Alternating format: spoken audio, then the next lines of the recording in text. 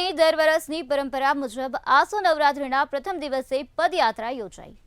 કાગવડ ગામથી ખોડલધામ મંદિર સુધી યોજાયેલી આ પદયાત્રામાં મોટી સંખ્યામાં ભક્તો જોડાયા હતા, જેમાં પ્રથમ નોરતે મહાઆરતી, ધ્વજારોહણ અને યજ્ઞથી મા ખોડલના પોખણા કરાયા હતા।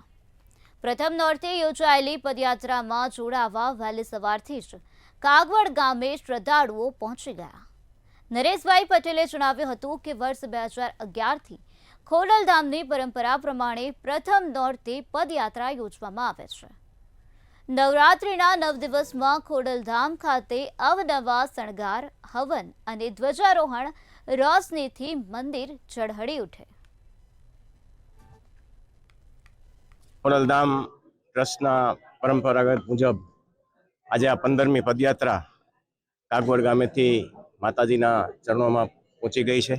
ધ્વજારોહણ પણ થયું છે અને આ નવરાત્રિના પવિત્ર દિવસોમાં ખોડલધામ આખા ગુજરાતમાં 37 ગરબીનું આયોજન કરવા જઈ રહ્યું છે। ત્યારે ગુજરાતની જનતાને અને આખા દેશમાં આ નવરાત્રિના પવિત્ર દિવસોની અંદર સૌને મારી શુભકામનાઓ।